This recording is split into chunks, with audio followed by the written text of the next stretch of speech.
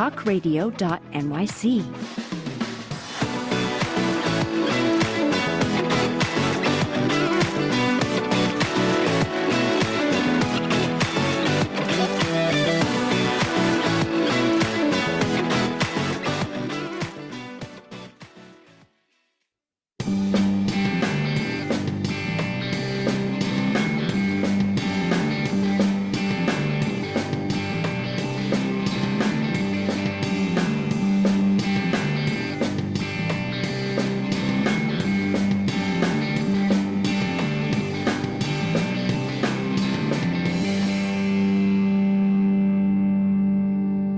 Your boy is back. This program is called Philanthropy and Focus. Your boy is called the Nonprofit Sector Connector. I know that's what I'm called because I made it up and I had it printed on my business card. The one and only, the kid Tommy D, coming at you 2 flights up from the kitchen, extra caffeinated this morning. The show, again, I say Philanthropy and Focus. And my focus is to help nonprofit organizations tell their story and amplify their message. We're in the 180s of episodes on a plan of 5,000. I'm going to do this show 5,000 times. Last night I was at North Shore TV, not too far from the attic, in fact, and we had a little wine tasting fundraiser. A couple dozen folks got together. I'm going to do a TV show over there where I'm going to bring the leaders that are doing great work. Sometimes they'll be young people, sometimes they'll be older people just doing great work on Long Island. Sometimes they'll run nonprofits, sometimes they won't be involved in the nonprofit sector at all, but they're just changing the world. I like to highlight great work that's being done. And as it relates to this show, it's whatever happened, like at the end of Willy Wonka, right? I always say, Charlie and Willie are talking and he says, Charlie, don't forget what happened to the little boy who got everything he ever wanted. And then Charlie says, what's that, Willie? He lived happily ever after. So I get to do this show, and this makes me happy going into my weekend, but I will do the show eventually. Every morning, we're going to do this. Every morning, Monday through Friday, we'll have a program called Philanthropy and Focus. My guest today, this is a long-awaited situation. Patrick Bardsley, good morning, sir. How are you? Hello, Tommy. How are you? I'm doing good. I'm doing real good, man. I tell you, I met with a colleague, the CEO of the American Red Cross of Long Island. We had coffee this morning. I'm on my second or third cup of coffee, so I got some extra Joe in the system, as they say. But you know what? But I'm also flying high on the fact that I get to do this every week, and I get to meet with nonprofit leaders. And just about a week and a half ago, my friend Neela Mukherjee Lakel has been on the show, but she was also with me with 2 other friends of ours at the Nassau County Bar Association. I'm talking about hashtag ending the stigma together. Ending the stigma as it relates to the mental health conversation. We must have these conversations. And it came up in the coffee meeting I had this morning. It came up at the event with my friend, Jennifer Shapiro-Lee, psychotherapist, was there from JSL Wellness last night. And we constantly have to have this conversation. We also have to, and I know Patrick and I are going to talk about this today, but we also have to give people the accessibility. It's not, when we talk about the IDD or intellectually and developmentally disabled population, right? We're talking about giving people access. Right? In my opinion, man, it's not about ability. It's about giving people access to do great things and excel. And I will tell you this, not to make this about me, because I do my best not to make this show about me. But when I learned out I got the good old ADHD, man, my whole life I thought I was neurotypical. People around me go, no, dude, you had this up forever, man. We all knew. But when I learned that I had it, I realized we all have these different abilities. And when we can focus on, shout out to Spirit of Huntington Art Center, Artworks, shout out to my friend Christine Fitzpatrick from League of Yes, shout out to, right? I know she's going to be doing some work with you all, so shout out to all these people who are on the front lines. And certainly that's a lot of where we're going to go today as it relates to Spectrum Design, Spectrum Suds, and Nicholas Center. And Patrick, there's so much to talk about. But gang, it's about shining a light on the great work that's being done. And I'll say it again, it's about making things accessible and man, if you came to me and you said, hey, Tommy D, let's focus on all the things you're not good at and the things you don't have an ability to do. Wow, that would be no good. Right. Patrick, without further ado, man, founder, co-founder, CEO of this organization, this group of organizations, really. I'm jazzed to have you here. We first met when you were on a panel discussion and I was the moderator for the Nonprofit Resource Hub, which is an organization we founded, gang. If you don't know, nonprofitresourcehub.org.org. So let's just get into it, man, because like we talked about earlier in the week in a couple moments this morning, it's about you, your background, the organization. That's what people want to hear about. I used to watch this show on A&E called Biography. was great, told people stories. I like stories. Yeah. I remember being at Hershey Park not too long ago, and when you're in, like, if you stay at the Hershey Hotel, the Milton Hershey story just continues. It's on like replay, so you can continue to watch the story, like wherever you get to the middle of the story, maybe you can watch the beginning of the story later. So, but I love stories about people's journey, man, so the hero's journey. So tell me about your journey and how this organization came to be. Please, sir, take it away. Thank you, thank you. So you might have guessed, not a New York native. Kind of comes out pretty quickly. I grew up in the United Kingdom, and so when I was 18 years old, my story sort of began with an opportunity to go and work at a summer camp, a special needs summer camp. I got placed at a special needs summer camp in upstate New York near New Paltz. And honestly, hand in the air, like I didn't necessarily, that wasn't my first choice, right? I wanted to teach soccer, or I wanted to do all these things. No connection, no experience, no nothing. Right. And needless to say, within the first few weeks, my whole life and outlook changed, right? I'm this kind of vain, self-centered, the world revolves around me, 18-year-old kid, and center of my own universe. And all of a sudden, I'm living each day with the needs of someone else in front of mine. And that was super humbling. I remember waking up in the morning and it's raining and it's camp food and I'm tired and there are mosquito bugs and I'm feeling sorry for myself. And I look over at one of the campers, who's been dealt a completely different hand to me, and one on paper that would be, definitely considered, not as good. And I'm like, there's a big smile on their face, and I'm like, what right do I have to feel sorry for myself? What right do I have to not wake up with that smile on my face? And so my whole life changed in that summer. I came back for summer after summer. And I got to know my co-founder, Stella Spinakos, who's the co-founder of the Nicholas Center, and Nicole Segru of the Nicholas Center.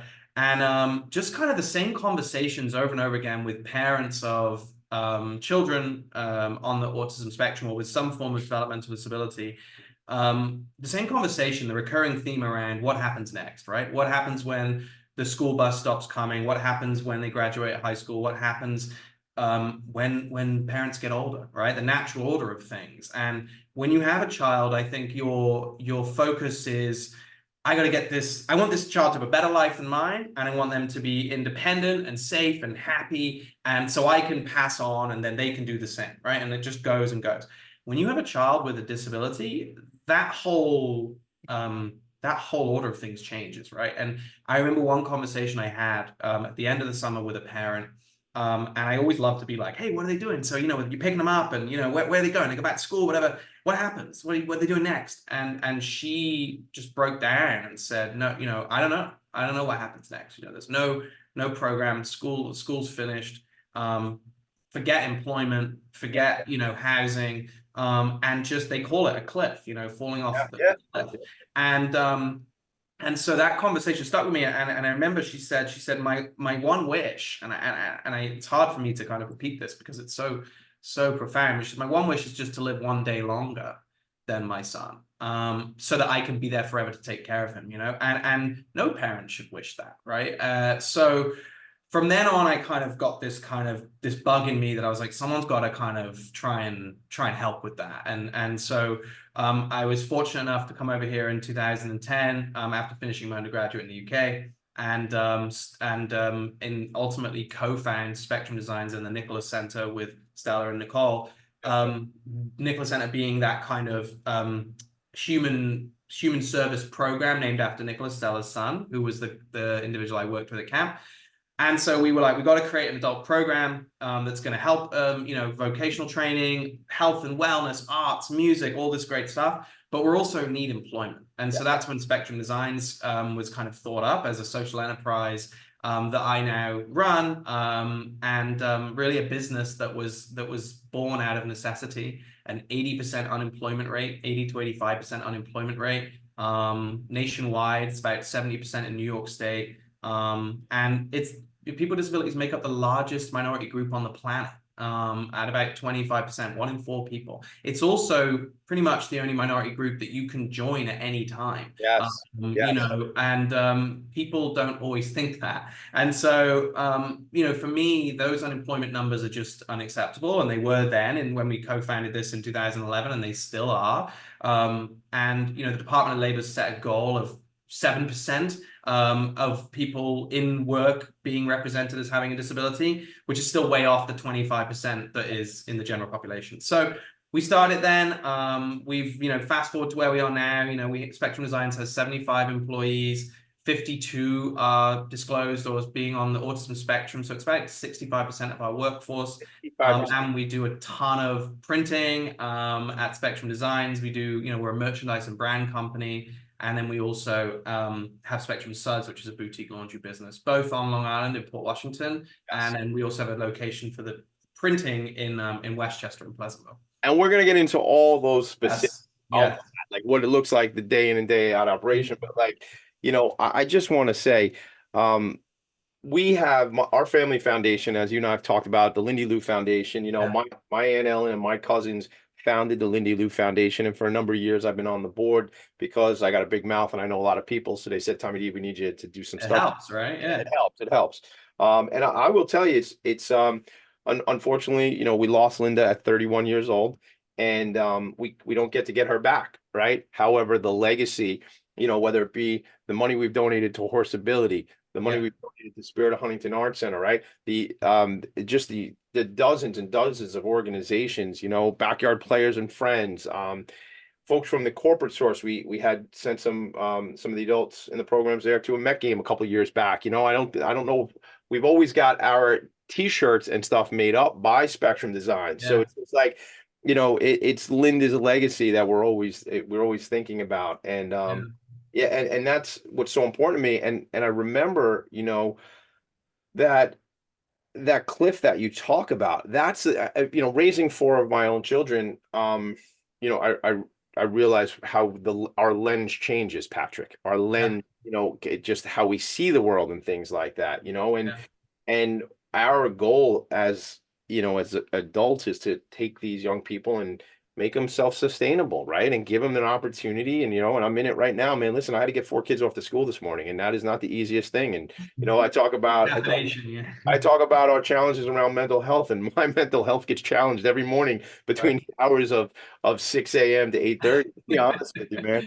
And it's like, it's getting them to the point where they can do what they have to do. And people who have children with different abilities may have more concerns around this, because you come out at 21, and you kind of fall out, as you say, fall off the cliff, and what's next? And I say it's not right that all these people who have such ability just need access. There's a lot I want to talk to you about too, because I wrote down, I have a colleague of mine who is an advocate as it comes to people with disabilities in the workforce, because it's one thing for big companies to say, hey, we want to be accessible, DEI, diversity, equity, inclusion, accessibility, belonging. We want to do that. But then I think it's not always, they don't really know sometimes, companies, what they actually have to do to give the accommodations that what people just need. It's just straight up. This is not about judgment. People need these different accommodations.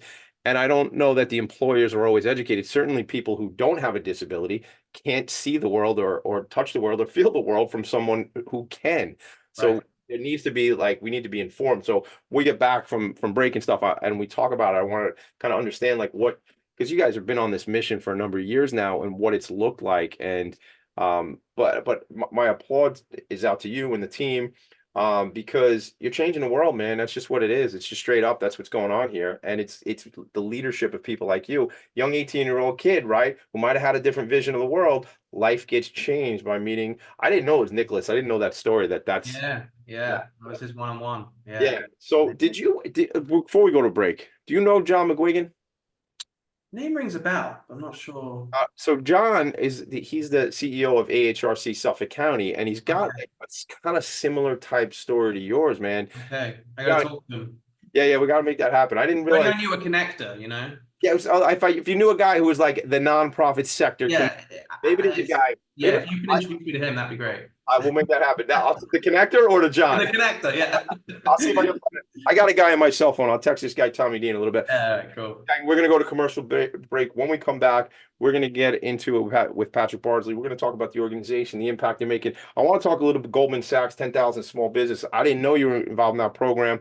My friend Katie McGowan, founder and executive director of Horseability, is also a graduate of that program.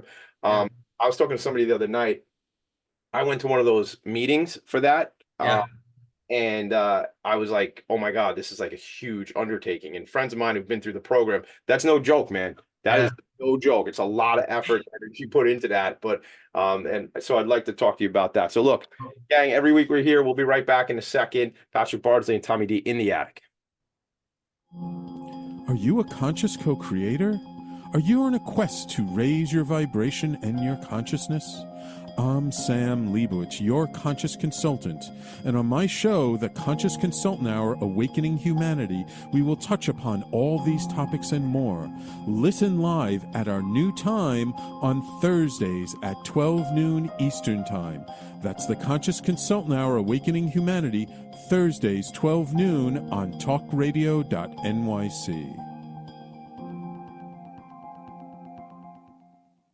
Are you a high-achieving, growth-oriented leader?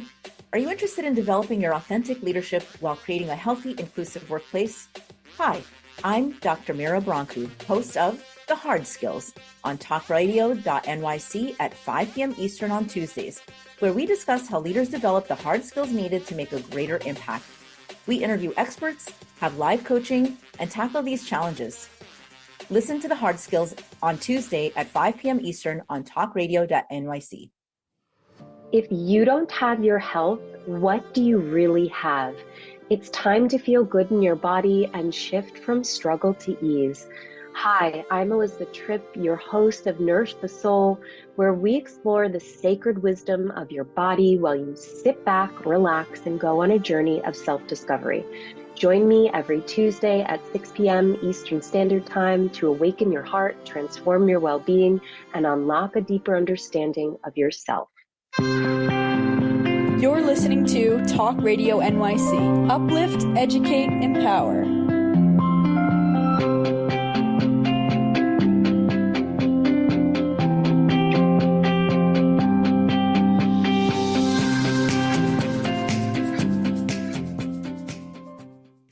Nonprofits need connections to move in good directions. So cut through all the static. Join Tommy in his attic. What a tune, man. What a tune. That's great. Isn't that great, Patrick? Love that. Love that. Oh, listen, 2 flights up from the kitchen, gang. That's where I get my coffee, in the attic. And it's funny, like this was like a room that the rest of the family used to use. And right before COVID, or like early, my wife said, we're moving your office up to the attic. And that was like February of 2020. And then I became like this guy in an attic, and that's how this all started, man. And that's when I started the show January 8th, 2021. Like I say, 3 years into this game, and we're just getting started. Because there's so many organizations like yours that are doing the important work. I'm reading statistics. So you're chairman of the board for New York State Industries for the Disabled. You played a crucial role in creating more than 4,700 jobs for New Yorkers with disabilities, which resulted, gang, listen to this, almost $80 million in wages in 2023. Now, these are people that I know it's not just you doing this, Patrick. It's a team. It's the entire organization, right? But, you don't simply just run your organization. I mean, you're a leader on the forefront of doing this work. We talked a little bit right before the break about Goldman Sachs 10K. I want to talk about that. You didn't like say, well, my life has changed and I'm going to do this job and we're going to create this organization and that's what I'm going to do. No, you just you're all in, man. Like, tell me about that and your commitment to this space. Yeah, I think, thanks, Tommy. I think it's kind of, I don't know, I don't believe in doing anything by half, right? Like if I'm doing something, the way you do anything is the way you do everything, right? And so yeah, and also like I felt like we stumbled upon a really great business model. The mission was just like crystal clear to me. So whenever someone reaches out and says, hey, I want to try and replicate, or I want to impact more people, like, of course, like I'm going to say yes, because also like we need like 1,000 Spectrum designs, right? And Suds and Nicholas Sanders. Like we need big corporations to be inclusive as well and accessible. And so wherever I can help, that's what I'm going to do, because in a lot of ways, however large I feel like our impact is, like we're kind of a drop in the ocean, you know, of what's needed. And of course I'm from the UK, so I have this like dream of setting something up there one day too. So I've always kind of like felt like I've kind of left my homeland. But you know, I also you know, I'm very committed to being here in the States as well. Let me ask you that, because I will tell you that I got engaged. My wife and I got engaged in London. We were staying at the Ritz when I was actually Nice. yeah, and I'm not bougie like that. I mean, maybe a little bit. Ritz guy. But I was there because I was working for a company called ADP, the big payroll company, right? And they used to send us on the President's Club. So we got engaged over there. But I don't know the UK that much. I don't know much about Europe as it relates to some of the similar type challenges. So my curiosity is, in other parts of the world, in your experience, are they better at what we're talking about? Are they worse? Like, do they have different strategies around making things accessible and having a focus on and supporting people like this? So I think, yeah, it's a great question. You know, in a lot of ways, America is, you know, the American dream, the rags to riches story, right? Social enterprise. Like, I don't think there's a country in the world where spectrum designs could do as well as in America, because you've got people here who love and believe in the underdog story and believe in small business and, like, you know, pull yourself up by your bootstraps kind of thing, you know. And so I do believe that, like, social enterprise is probably further advanced in America in a lot of ways from a private sector point of view. But from a government support, you know, of course, like, you know, England, the UK is probably more supportive of entities like ours. There's more government support, and that's a philosophical, you know, whatever, maybe even political kind of discussion. But yeah, I mean, the truth is, I mean, I moved here when I was 22, so I didn't really have a career in the UK. So I could be dating myself as well, but I definitely feel like, you know, there's this commitment in America to being better, right? And looking at yourself in the mirror and going, okay, look, we've done quite well, but how can we keep improving, you know? And that's pretty uniquely American. I also think about, like, the saying only in, right? And so if you say only in Britain, you'd be like, only in Britain does it rain all the time? Do we have traffic? Do we, you know, we have to wait 6 months to get a knee operation or whatever, right? And you take that same sentence and you go, only in America, only in America do we put a man on the moon, right? Do we invent a cure for, or are we the first to get the vaccinations or whatever it is, right? America is always, only in America do we have, like, Super Bowls and all this stuff, you know. So there's an amazing thing about living in the States and that kind of belief that that there's always something we can strive towards. I love that. So last night I mentioned I was at the North Shore TV, which is a public access TV station, which I'm going to start doing the show, and you'll have to come by. We'll talk about topics and stuff. And they're right on the campus of one of the Northwell health systems. And there's a picture, and I'll post it later on, everybody. But Dr. Sandra Lindsay was the first person to get the vaccine. And well, now many people don't know, although I probably shared it on the show. I emceed an event for Little Flower, which is a big nonprofit here in Long Island, also serving individuals in the foster system in the boroughs of New York City. And one day, my friend Nyrekia White, who's over at Long Island Children's Museum, who I will see, Nyrekia, if you listen, and I know you listen a lot, hey, what's up? I'll be with Nyrekia and the team at Long Island Children's Museum on next Thursday night for their gala, cupcakes and cocktails. But Nyrekia says to me, hey, Tommy D, listen, thanks for emceeing the event. Glad you're going to play in a golf outing. Do you know who Dr. Sandra Lindsay is? And I think I said yes, and then Googled it really quick to see. And then, so long story short, my friend Brendan Levy, who's the singer of the song you just heard and you were complimenting us on. Oh, I love that. So Brendan and I were playing in that outing, and we played with Dr. Sandra Lindsay in the Little Flower golf outing. And I got to teach Dr. Sandra Lindsay how to play golf. And Patrick, you don't know this about me, I shouldn't be teaching anyone how to play golf. I shouldn't be teaching my 9-year-old son how to play golf. So, so that's just kind of how funny how the arc of the story, but that innovation that you're talking about in this country, like, let's go, man, let's figure it out. I love that. Let's define for people who might not know that term you use, social enterprise. Like, what does that mean to you, and really what does that mean to the folks over by you and the world? Yeah, so social enterprise is to me, is just taking business and using it for social good, right? So, like, you could also call it, like, altruistic capitalism, right? But basically it's like saying, hey, we can use business to solve some of our biggest problems. In a lot of instances, we need business to solve a lot of our problems, right? You need a kind of combination of government, business, corporate sector, and nonprofits, I think, to coalesce and solve a lot of issues that we have, if not all of them. But social enterprise is essentially a business that puts people and planet first, and says, hey, let's we're essentially a t-shirt business, right? We make t-shirts, we make pens, we make mugs, all these things, and without our mission, that's what we are, and that's great. But obviously, we're committed to our mission, which is employing those on the spectrum in everything that we're doing. And so it's really just using good business practices to try and make the world a better place.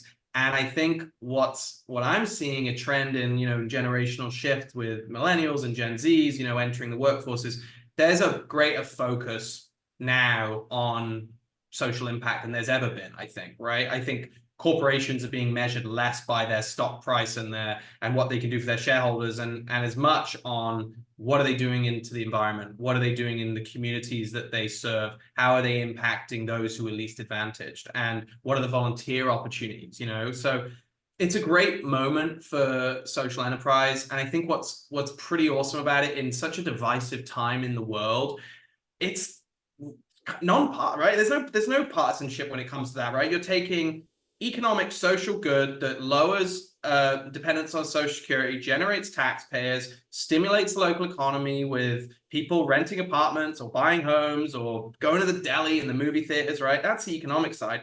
And guess what? The social side, you're helping those who are otherwise excluded, marginalized, not included in the opportunity for the American dream, right? They're living in our communities. They're able to access all the things, the non-tangible benefits of work, like friendships and self-worth and structure and routine and like just contribution to something, and those are the things that we all, obviously we need to get a paycheck, but that's like number 3 most of the time on most employees needs. A lot of it is the stuff you can't really measure, like relationships and social interaction and structure and routine. And so I think when social enterprise essentially combines that economic and that social together, and people kind of go, all right, yeah, that's a pretty good thing, I don't mind that. And it's also, we talk about it all the time, and this probably drives you crazy, Tommy, but a lot of times when the nonprofit designation is misunderstood too, people hear nonprofit, they hear charity, and oh, it's a handout, and we're always telling people it's a hand up, Right. And you're just giving people who otherwise haven't had a level playing field start, and you're leveling it a little bit. And wow, when that happens, I feel like that's where the magic is. Yeah. I'm running out of things to say when you just like you're solving all the problems, because it burns me up when it's hat in hand, man. Look, my message. Right. Here's my hat in hand. Can we please, sir? Right. Worthy of the crumbs from your table. Oh, please, if you could help us. No nonsense, shenanigans. Oliver Twist. Right, Oliver Twist. May I have some more? More? Good, more, boy. Yeah. Oh man, we're gonna have fun together, you and me, for sure. It's like, really, no. These, there's a lot going on right now here on Long Island, and people plug in from all around the world to pay attention to what we're doing here. But a lot going on as it relates to compensation for leaders of nonprofits, specifically in Suffolk County. And there's some I'll call shenanigans on it, but there's some stuff going on that I don't agree with. And it's because people don't understand what this sector is. Don't worry about it. Why? And I can't go into that now, gang, but here's what it is. They're trying to cap compensation for leaders of nonprofit organizations and dollars that, quote unquote, come from Suffolk County, because I use air quotes for a reason, but that come from Suffolk County would be limited. And it's going to be the legislation that's being discussed is there would be limits on how these organizations get funding.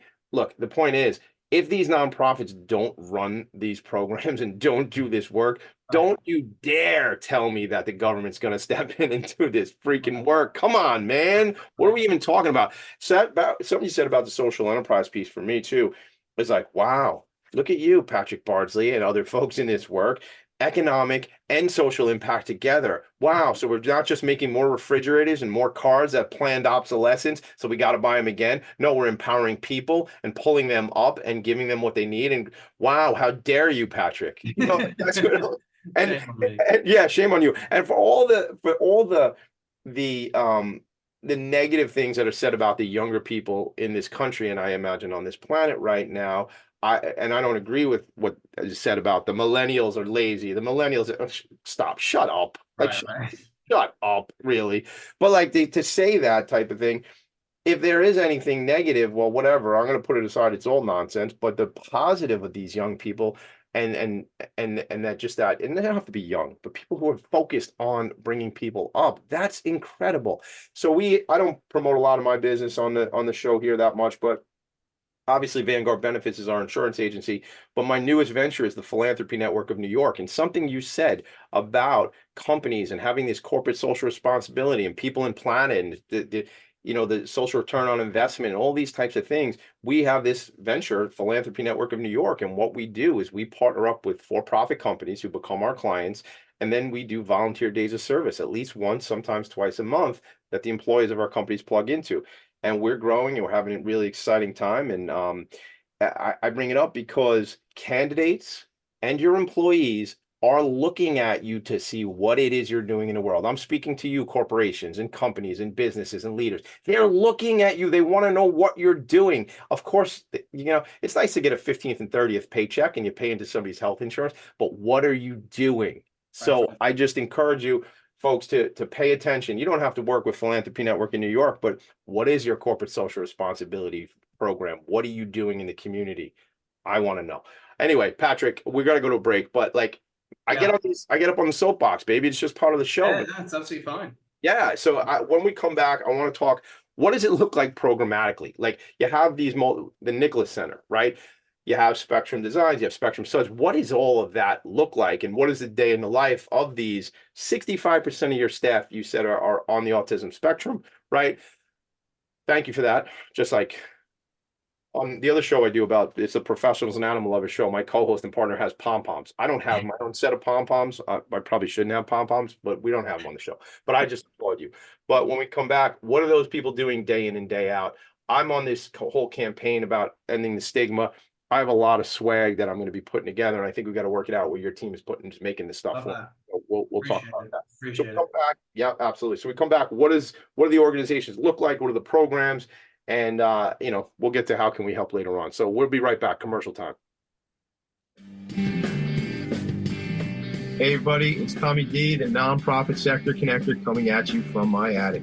Each week here on talkradio.nyc, I host a program, Philanthropy and Phocus. Nonprofits impact us each and every day, and it's my focus to help them amplify their message and tell their story. Listen each week at 10 a.m. Eastern Standard Time until 11 a.m. Eastern Standard Time, right here on talkradio.nyc. Were you an essential worker during the pandemic? If you needed to learn stages of epilepsy, did you depend on advocates? Did you use new innovations to cope with mental and neurological issues? Maintaining high quality of life and keeping good mental health are what we all strive for.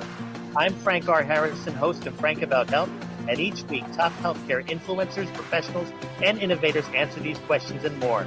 Stay tuned on Thursdays at 5 p.m. on talkradio.nyc, and I will continue to be frank about health with all of you.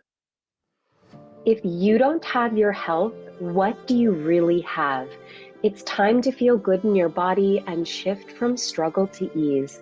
Hi, I'm Elizabeth Tripp, your host of Nourish the Soul, where we explore the sacred wisdom of your body while you sit back, relax, and go on a journey of self-discovery.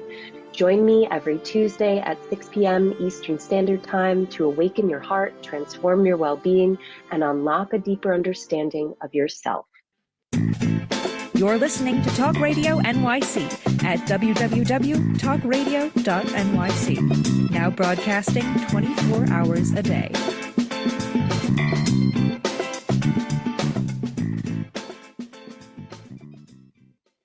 Nonprofits need connections to move in good directions.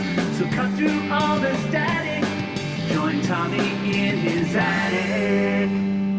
I see you, Bardsley. I see you dancing. I see you dancing, man. It's a catchy. Yeah, it's contagious. It is a catchy tune.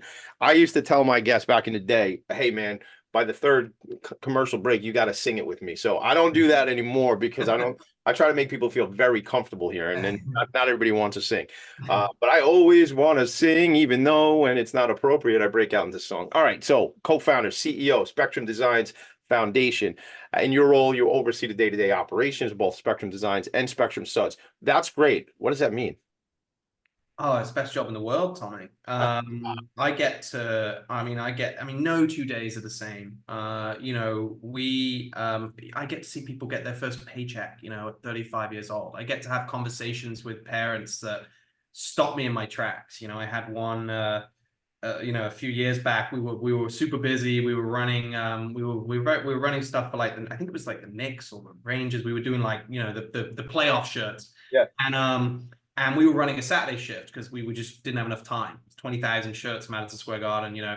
And so I called one of the parents. I said, hey, you know, can Greg work this weekend? You know, I need him on Saturday for a few hours, you know, just, you know, and she said, his mom said to me, you know, no one's ever told me they needed my son before, you know.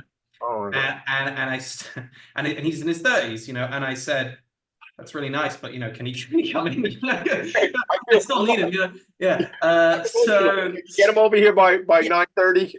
yeah, exactly. Very sweet. But no, so it also says so that's the best part of it. But you know, you know, we're a company that when we first started out, and we've gone under a little transformation in the last few years, but essentially we were kind of like for the first 10 years, I would say, we were super proud and happy to have people with disabilities, varying disabilities, you know, making things, right? A company with people making things, working on the shop floor, working on machines, like doing things, and it was a great achievement.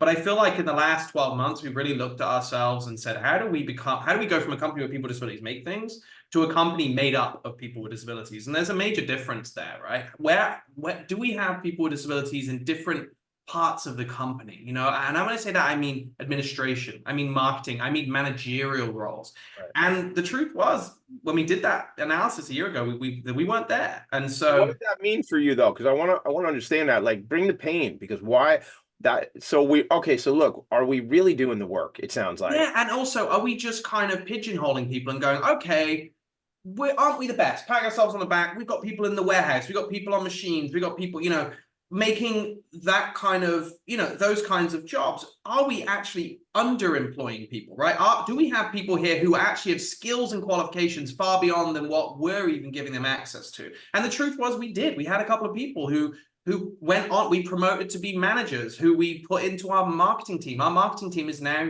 fully neurodiverse. That's huge. And that marketing team, by the way, took us viral a month ago. We had a video that got 20 million views. We went 7,000 followers on Instagram to 100,000 followers, made by an autistic social media guru. I mean, as far as I'm concerned, she's a guru now.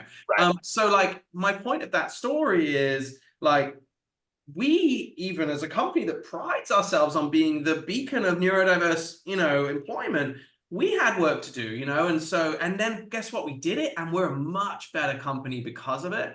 And so those are the things I get to do every single day that I love, and the challenges. And I think that's the message that we want to share now is like, we should be hiring people with disabilities and including and providing access from the boardroom to the mailroom and everywhere in between, right? And so good on you. Like, honestly, good on you, because you know, we can get caught up in we're doing the work, man. Look at us. Right? And you're like, but you know, maybe this goes back to that thing about, you know, the states, you know, and what it's like to be, you know, and it's like constantly iterating. Let's get better. How can we improve? How can we elevate? How can we change?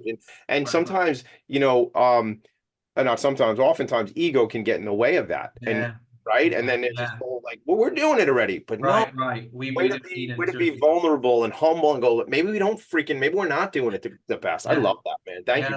Yeah, thank you. And so the way that, you know, the structure works is obviously we have the social enterprises of Spectrum Suds, the laundry business, and then Spectrum Designs, the apparel business. And then we work in partnership with the Nicholas Center as the human service agency to provide like the job coaches, the talent stream. They're recruiting and bringing people in. They're providing, I mean, they're crucial to us being able to deliver on our mission, because we also don't just believe in hiring.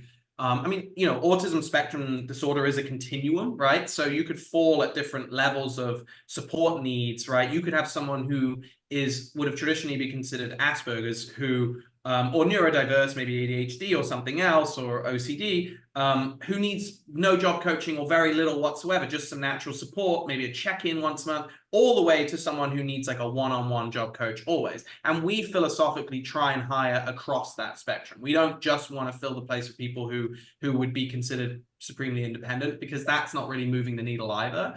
And what we found is that even the employees who maybe need more support, once trained and once that job coach is able to back up a little bit, they're super productive and fill roles that we need filling and any business would need filling. So it's just about giving people a shot and keeping an open mind, I think, Tommy.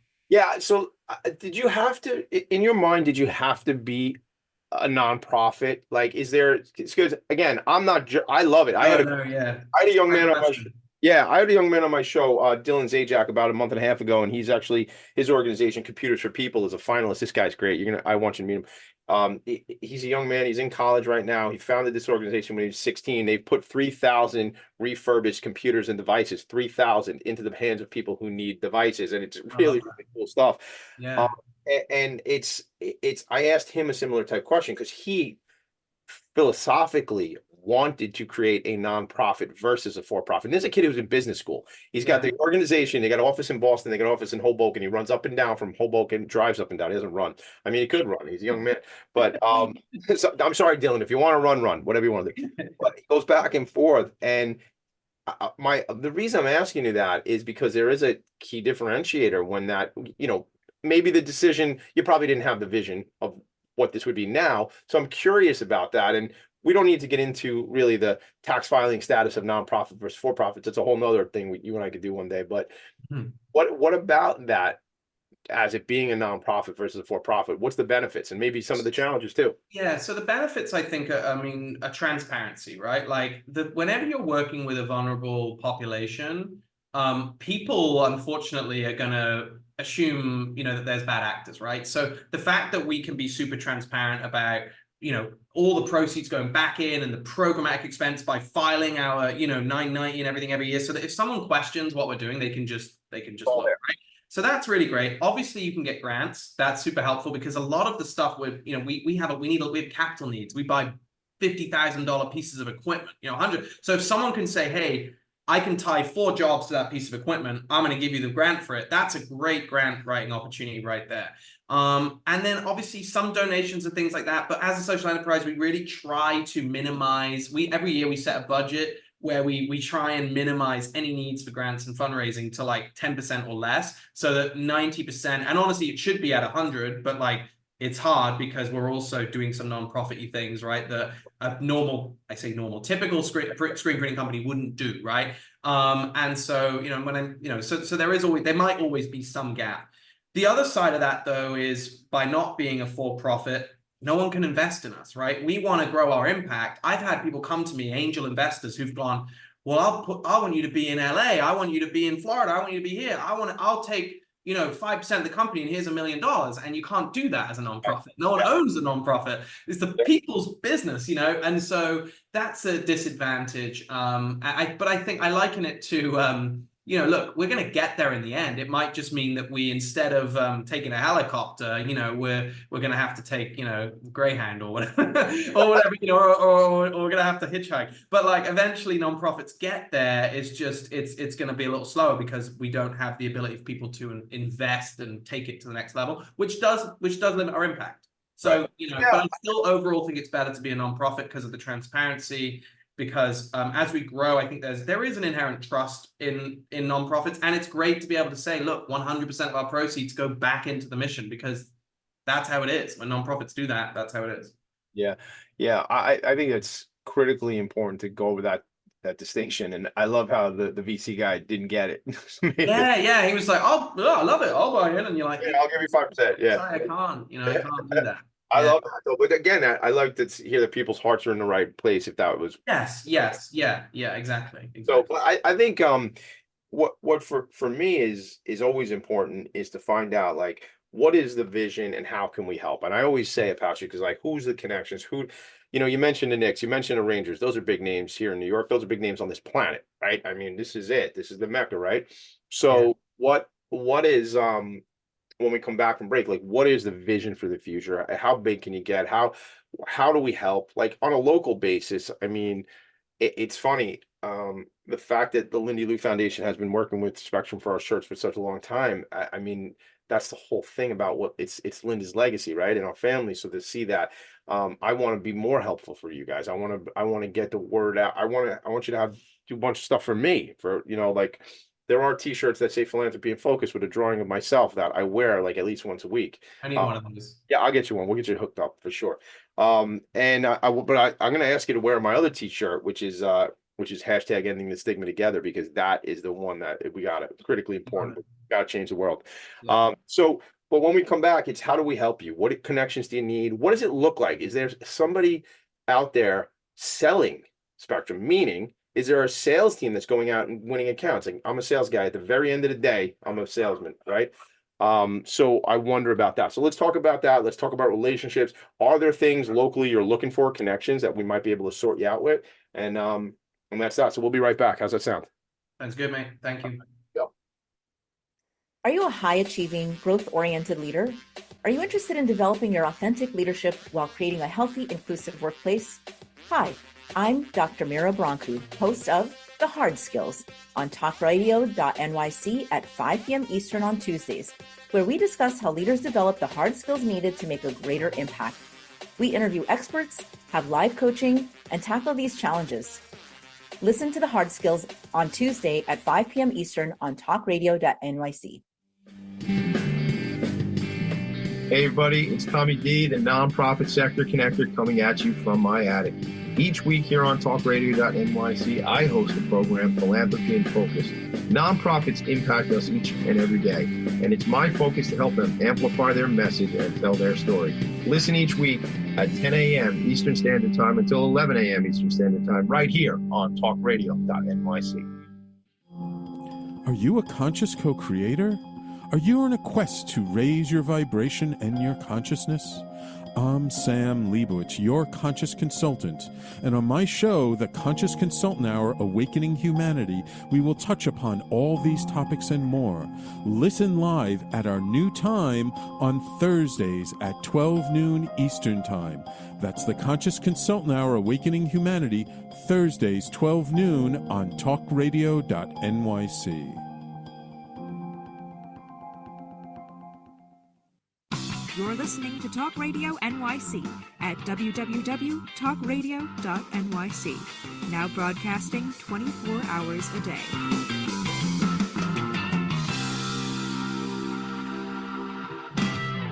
Nonprofits need connections to move in good directions. So cut through all the static. Join Tommy in his attic. This is the lightning round. I don't know if you know this, Patrick Bardsley, but I always wanted to be a game show host. And guess what? I'm on my way, because I could just do whatever I want. I'm Tommy D. But I want to do that. I'm going to start a game show, and I think we're going to do like we'll call it like the nonprofit games. And we'll have like a show, and like nonprofit leaders like you come to the studio. And I don't know if they had this. You maybe had your own version in the UK, but I grew up watching Nickelodeon, and there was a show called Double Dare. I don't know if you ever seen that show, because I think I'm a few years ahead of you. And Double Dare was like a show where you did these wacky questions, and then you had to do like these wacky like physical challenges, right? And then they would dump like slime on people's head just for why not? Because there was slime around, so let's dump it on people's heads. But like maybe a show like that, like would you come on my show? I've always wanted to get slimed, so yeah, that would be great. It's like a bucket list. Oh, well, listen, it will be a very big bucket that we'll be using for you. Dumping it on your head. So this is the lightning round. This is that part of the show where like the bell rings, ding, ding, ding, and like we're going to run out of time. We got to do stuff. So what's upcoming? Are there events? Are there people you want to meet? How can we help? Well, a couple of things going on. We are, I forget to mention this every time. We've written a book called Inclusivity, that is a printing industry guide, but it's to employing people with disabilities. But honestly, it could go across any sector. And that's going to be released in October, which is National Disability Employment Awareness Month, also known as NDEAM.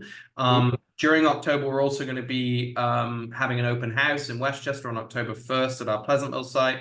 For anyone who wants to come and see, we're going to be doing a campaign around disability employment awareness. And I think one of the things we always ask people for is there's a really straightforward way to help Spectrum Designs, and it's just, you know, ordering from the guys, right? Giving guys a shot, recommending them, saying, have you heard of this company? And next time you're ordering uniforms or shirts or swag or employee appreciation or customer appreciation, think about them. We obviously fundraise. We're going to do a capital campaign at the end of the year, but like, and that's great. And we always welcome support, but I definitely feel that, you know, orders are really where we can make kind of long lasting impact, because when we get a new customer, it not only has a direct, you know, impact on the team that are working on it, but pretty much we do a great job. I mean, you know, the team do an amazing job. And then that customer becomes a champion of what we do, and they tell 5 people, you know, and then it just goes from there. And that's kind of, as a nonprofit with a not huge marketing budget, that is one of the ways we get the most customers. Is there somebody on the front line that's out there trying to make it rain, like a salesman, saleswoman, person?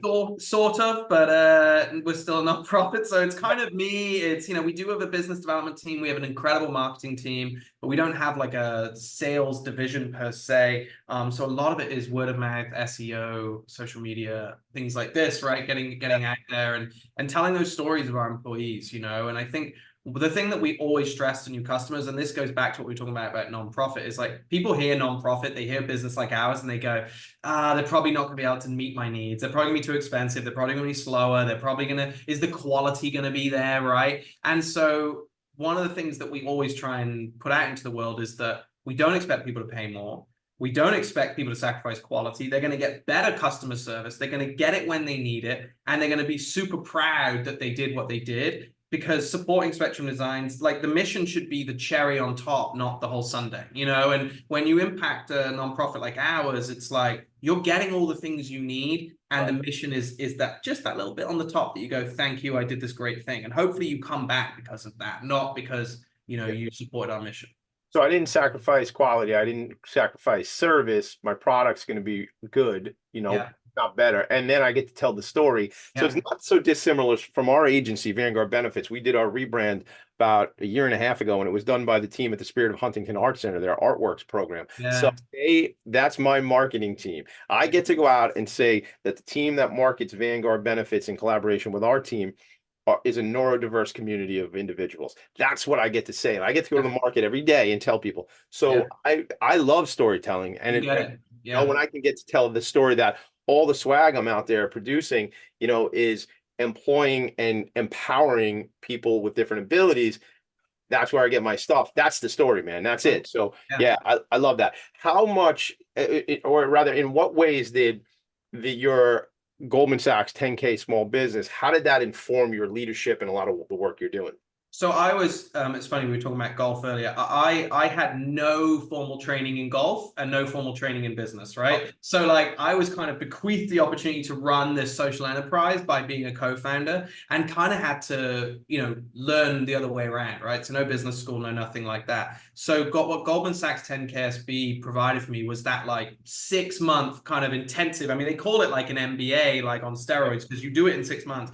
And so I just got a ton of like great business experience doing it, met amazing people that I still talk to. I mean, I was in the class of 2018, 19, still meet with them monthly, still meet with people, still network. And what was interesting for me is it was not, I was the only nonprofit in the room with 30 people, right? So you're talking about just business owners who are wanting to 10x their business, right? But like the more I got to know everyone, the more people were like, well, actually, like I've been looking for, I want to be on a nonprofit board. I want to support. How can I help? How can I, like everyone, even though they're entrepreneurs and everything, like if they can add some social impact, that was one of the best things I got from it, was that everyone, if they can, they want to, you know, they want to help. You know, you got to take care of your family and your home life and everything else. And then after that, it's your community. It's where you're living. It's the world you live on and habit. And so that was super encouraging and empowering for me to meet those group of people. And like I said, I still meet with them to this day, and I gained such valuable stuff. The other thing that was really valuable, I will say, is being out of the office for 1 day a week. You know, you learn how to work on your business and not in it, you know. And I was still printing UPS labels and still ordering the toilet paper, and it was like, I couldn't do that anymore because I was out at this class, and other people had to I had to kind of get out of my own way in a lot of ways. And I think I got that from it too. that's super empowering from an individual perspective, where it's just Yeah. like, I have this phrase I say to one of my colleagues and a partner in a project we work on, and I say to her, you can't afford to mow your own lawn. And Yeah. I don't mow my own lawn. I don't. Right. I pay a guy named Douglas, and Douglas is incredible and he does a great job. And guess what? I get to go to my son's flag football game on a Friday night because Douglas is taking care of that. And it's not that I couldn't do it, but I choose not to do it. And Right. I Right. love this guy. He does a way better job, and I'm not spending half my day on a Saturday trying to fumble through figuring out how to use a lawn. You know what I'm saying? Like, Yeah. so it's because it's I need my focus and attention. I used to give my brother, I don't really talk about this story, but I'll do it now. I used to give my brother a hard time because, like, a lot of the things, he has an executive assistant who does a lot of things for him. And I used to give him the business, and I go, what are you doing, bro? You can't do this, you can't do that. But he shouldn't be doing that. Yeah. Right? Like, he's a visionary. He's running a business, running several businesses. He should be there, Right. in that. And it takes us to be pushed out of it and go, Patrick's not here. Patrick's not going to be here to do that today. He can't. Yeah. So you step away. And I mean, if you think in terms of like being like if you go to like Robert Kiyosaki or something like that, and you think about the difference between like the business owner and the investor and things, like if you could step away and the thing continues to go on without you being there, and I don't mean you, I just mean generally speaking, an individual, well, then you have a business that's that's actually a mark of success, right? right. Yeah, they teach you. I'm sure. What Paisley Denby was the guy. Yeah, me too. Yeah. Paisley. So, and it's funny. A couple of years ago, I had a few friends that were in the same cohort. And it's such a great program. I always hear great things. And in fact, it's somebody I was talking to just this week, and I won't mention who it is, but I think she's reviewing to go into the next cohort And coming it's up. free. It's free. I mean, Yeah. it's unbelievable, It really is. What so we talked about events and things like that. Is there anybody, like a target collaborator, like, that you would say, oh, Tommy, do you know, or do you, even not just locally, but is there companies that you like to partner up with? Like, it doesn't have to be specific, but maybe it is. Yeah, I always wish we could do more with nonprofits. I mean, we do a good amount with nonprofits, but like I always feel, and it's good that I know the nonprofit connector, because I always feel that like working with nonprofits should be something that all nonprofits do, right? We all get focused on our own individual mission, right? Mine's neurodiverse employment. Someone else might be ending hunger. Someone else might be homelessness. Someone else might be mental health. But guess what? Like the guys I employ also disproportionately experience hunger, also disproportionately experience mental health challenges, also disproportionately experience incarceration and everything else. So like, and we all disproportionately experience like the planet and environmental changes. So like, nonprofits can be quite siloed, and I would love to talk to more nonprofits about how we can help them. I run in other nonprofits 5Ks if we make the shirts and say, hey, look, we'll donate. We want to be on our logo, will be on the back. We'll give you a huge discount. Like, and I tell them if you're not working with us, ask your vendors that. Say, look, if we're ordering from you, we need, we want you to support us back. So honestly, as a global thing or as a bigger picture, like working with more nonprofits would be something I'd be super happy and proud to do, because I love like helping and learning about other missions and causes that on the surface are completely different to my focus. But the minute I come up 5,000-10,000 square feet, I'm like, oh yeah, that's the same thing. And we're all in this together. Careful what you wish for, my brother. Careful what you wish for. All right. Because now you are hanging out with the nonprofit sector connector, and I can make it happen. All right. Listen, we're going to make that happen. We're going to bring those relationships together. We got to bring the show to a close. There's another show coming up. Patrick Bardsley, final words before we go. Just thank you so much, Tommy. Love your energy. Really appreciate the opportunity. And to anyone listening, I'm super available. I'd love to talk to you. And again, thanks so much. You got it. The website, spectrumdesigns.org, spectrumdesigns.org. Tommy D at Philanthropy and Phocus, PHOCUS.com. If you want to send me an email or hit me up on LinkedIn. Not LinkedIn, but also on the Instagram. New Instagram. You got TommyD.NYC, but I put another one called the Nonprofit Sector Connector and a third called Ending the Stigma Together. Follow that stuff. Let's get it together. Patrick, thank you. Make it a great day, everybody. We'll see you next Friday. Appreciate it, man. Nonprofits need connections to move in good